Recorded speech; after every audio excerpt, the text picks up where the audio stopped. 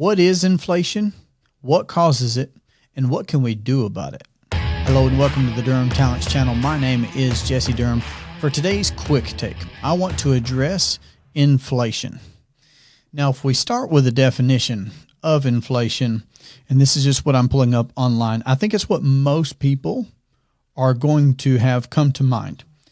One of the definitions here says a persistent increase in the level of consumer prices or a persistent decline in the purchasing power of money. And then it could be represented by a percentage, of course. All right, so let's look at those two things real quick. A persistent increase in the level of consumer prices. So are prices going up? Yes, they are. Yes, they are. The numerical price on things has gone up. And to answer this for yourself, just ask, what did a candy bar cost 50 years ago? Okay, what did a candy bar cost 5 years ago? What does it cost today? And then consider, of course, in the future, what might it cost in 5 years? What might a candy bar cost 50 years from now? So will the price be different? Probably so.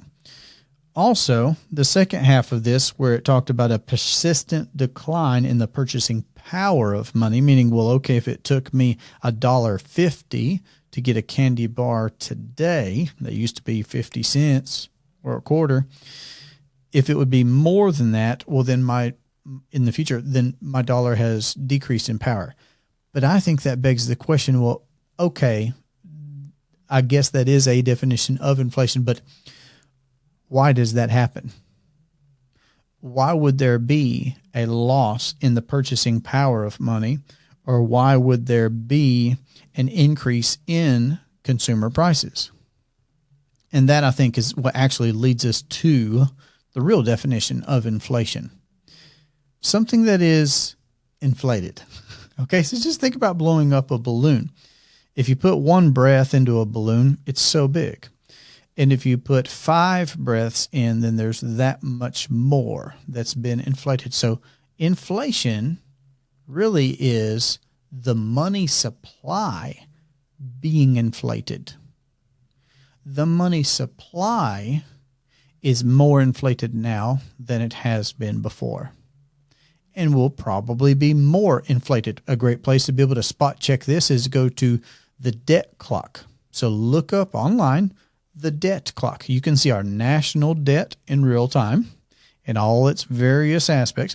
You can see state by state the lifetime, real-time debt of various states in all their different aspects. So it's the money supply being inflated that increases the consumer prices and that decreases the potency, the power of the dollar, for example. And we've seen this happen in other currencies, in other places, in other times. So history is a great example here, is what I'm saying. It's a neat thing to look at Germany. It's a neat thing to look at Venezuela. It's a neat thing to look at Zimbabwe and what's just happened in time with money, with the money supply being inflated before. We're seeing some interesting things here in the U.S. now.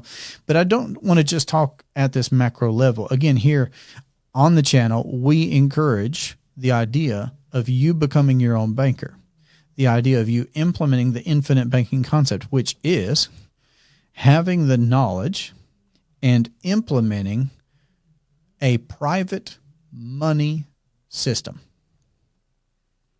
using properly structured whole life policies from mutual companies that pay dividends. So creating a private monetary system that allows you to account for the banking function in your life.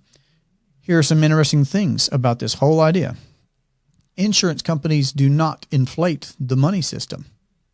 Banks, commercial banks, conventional banks are inflating the money system. They're lending out money that they don't even have. Money is being printed. We know this. Digits are being digitized on screens. The money supply is being inflated because this thing of fractional reserve banking takes place. You and I can't do that. That would be illegal. Banks do it. Insurance companies, however, do not practice fractional reserve banking. They actually have the money, real money, So that's a neat thing to recognize about insurance companies. And if we're getting policies from mutual life insurance companies, then that inherently makes us part owners of those companies by being policy owners, which then also means that we can enjoy the dividends. We can enjoy from the general performance of that company by being a part owner of that company. And when you, over the course of time, build a system of multiple whole life insurance policies from these mutual companies that pay dividends, you're creating your own private monetary system. So while we may or may not be able to do things politically or otherwise to influence inflation at the me and you level, we can account for the banking function in our life. We can address inflation in this way. We can take these depreciating dollars and fund appreciating, self-collateralizing assets that we'll own, control, and profit from our whole life. Pun always intended there when it comes to whole life. We can take depreciating dollars. So take $1, for example. Is it possible for me to take $1, fund that as premium to a whole life insurance policy, and have that dollar over the course of my lifetime create multiples of itself? Is that possible? Well, not only is it possible, it's a legally binding contract. Again, properly structured whole life policy with a mutual company that pays a dividend. Yes, the answer is yes. We can take depreciating dollars and fund appreciating assets. It sounds like the optimal way to confront and address inflation at the me and you level. So if this is a brand new concept to you, if this is the first time you're hearing about this infinite banking concept, I would encourage you to check out a free presentation on my website. The source material, of course, that I would encourage you to also go to is the book called Becoming Your Own Banker by R. Nelson Nash. And on my website is a link to my calendar where we could have a conversation about what it could look like for you to create this private monetary system that you own and control for your whole life. This has been a great pleasure for me. You can find me at durhamtalents.com. I hope you have a great day. Take care.